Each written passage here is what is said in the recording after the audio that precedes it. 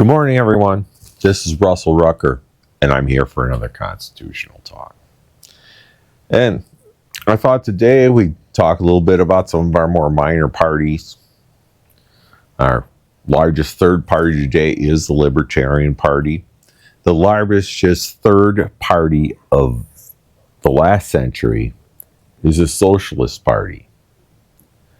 There are many other parties like the Farm and Labor Party, States' Rights or Dixiecrat Party in 48. You have Science and Law today, the Green Party.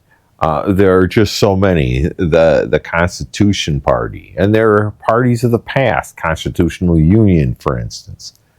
There are just lots of different political parties. And there are very few that have actually achieved presidential success. There are 6 parties that have won the White House. The Federalist Party, the original Republican Party, sometimes referred to as Democratic Republican parties, or the Jeffersonian Party. There's the Whig Party, the Democrats, the Union Party, which was basically the vehicle that Lincoln and Johnson used during that campaign.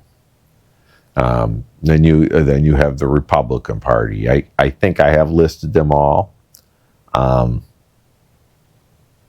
So there are lots of different parties. The oldest third party is the Prohibition Party. They've been around since 1872. And they're responsible basically for the temperance movement, which was against alcohol and for women's rights, that kind of thing. The greatest success really is a failure, kind of. Because their biggest success is the 18th Amendment and the Prohibition Amendment. So that's what we're going to talk about today, which is the 18th Amendment. And it says in Section 1, after 1 year from the ratification of this article, the manufacture, sale, or transportation of intoxicating liquors within the importation thereof into or the exportation thereof from the United States and all territories subject to the jurisdiction thereof for beverage purposes is hereby prohibited. Section 2. The Congress and the several states shall have concurrent power to enforce this article by appropriate legislation. And then in Section 3, this article shall be inoperative unless it shall have been ratified as an amendment to the Constitution by the legislatures of the several states as provided in the Constitution within 7 years from the date of this submission hereof to the states of Congress. Now, there are several things that are very interesting about this article. One is Section 3, in which it sets a time limit. So they have 7 years to achieve this. So it's not forever. The Bill of Rights, for instance, was set to the states, and there was never a time limit. In fact, in 1992, one of the original amendments that was part of the Bill of Rights was passed.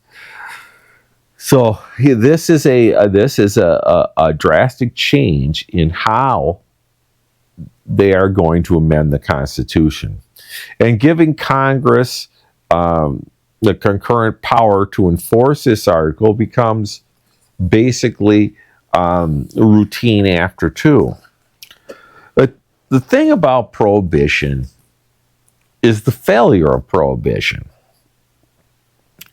because they never stopped the desire for alcohol.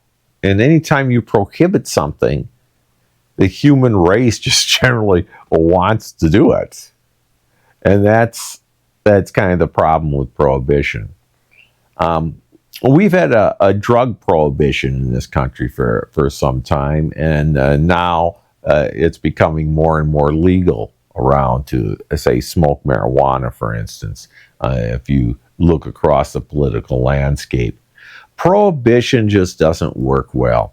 And what you wind up with is a rise of criminal activity as people want to engage in that activity. And what you wound up with was a lot of crime, a lot of murder over crime territory, that kind of thing. But the women's temperance movement and the Prohibition Party really put us on a road to one of the most really strange amendments, and the only amendment that would be repealed, at least at this juncture.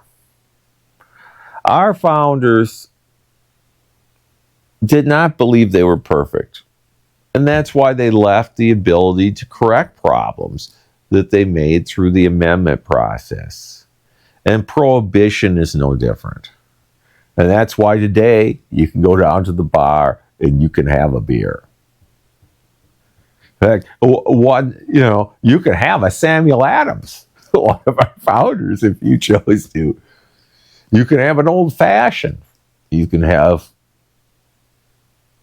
all kinds of different drinks that you would like. A pina colada, just different drinks. Because of the repeal of prohibition, they were even making bathroom gin in the 1920s during prohibition, and people were going blind by it. Kind of an interesting side note. But there you have it for prohibition.